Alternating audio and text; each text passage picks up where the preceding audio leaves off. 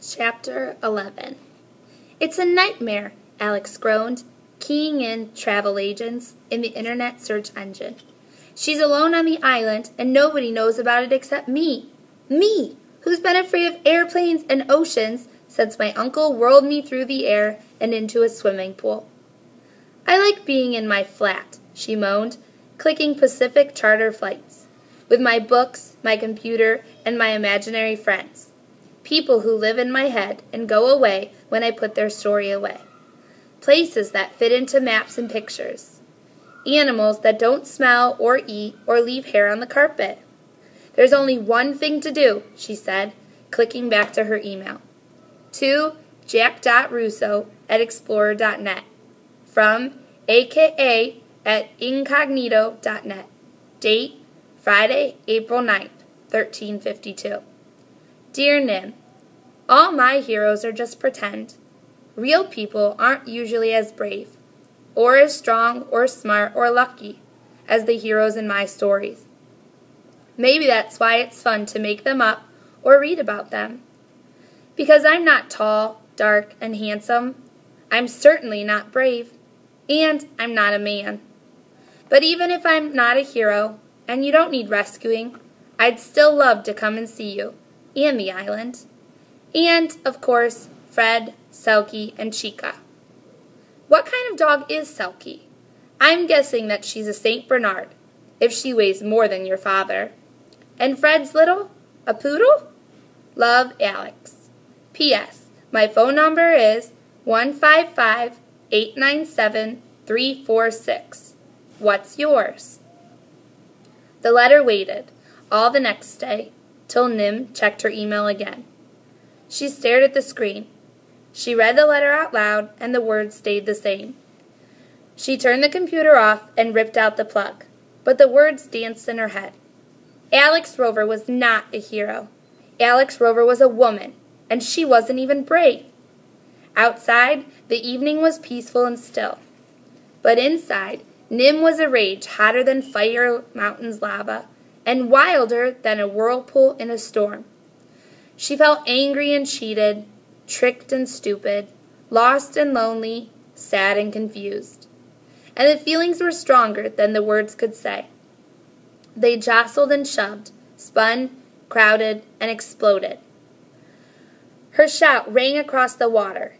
Birds, settling for the night, flapped into the sky. And the king roared in answer from Sea Lion Point. Selkie, barking worriedly, lolloped across the sand. Fred peered from under his rock. Nim was afraid that if she used a laptop, she'd punch the keys right through the keyboard. She grabbed a piece of paper and a pencil and marched back outside. To Alex Rover. It was horrible to trick me, even if you didn't mean to. Because whenever I was really lonely or scared or bored, I thought about what you would do, and then I could do it too. Which was stupid if you're not a hero, and I wish I'd never done it. And I especially wish that I'd never ever wished that you were my father instead of Jack. I will never forgive you. Goodbye forever, from Nim. Scrabbling in the dark, she found sticks and branches for a fire and, when it was blazing, threw her letter on top, so that the smoke would carry it far, far away to wherever Alex Rover lived. And she would smell it and know just how angry Nim was. Selkie and Fred crept up beside her. Alex Rover lied to me, Nim told them, and threw another stick on the fire. Selkie barked low in her chest. Well, not exactly lied, Nim muttered, and rubbed tears on Selkie's warm fur. But she's not a hero. I thought I knew who Alex Rover was. He was my friend, and now he's gone. Selkie grunted comfortingly. You won't change into something else, will you? Nim asked, not sure whether she was joking or not. I won't wake up tomorrow and find out you're a mermaid. Selkie grunted again, a little louder. Alex thinks you're a St. Bernard. And she thinks Fred is a poodle. She must be crazy. Suddenly she began to giggle. She thought you were dogs, and I thought she was a hero." The giggle became a laugh.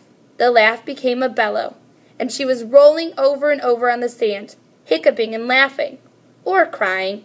She didn't know which, until Fred sneezed and Selkie barked to make her stop, whichever it was. And she knew there was another reason that she'd sent the letter in a way that Alex couldn't read it.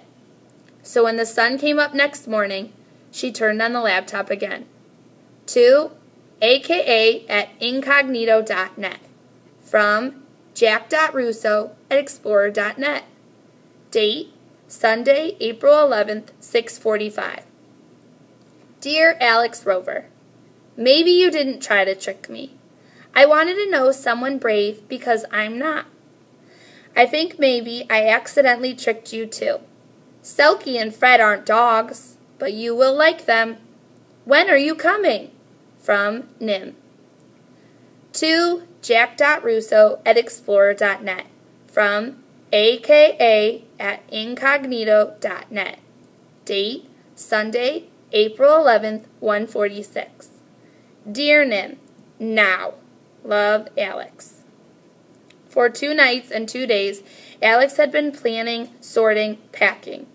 Her time had switched to island time. She slept when it was night there and got up in the dark to turn on her computer at the island's dawn.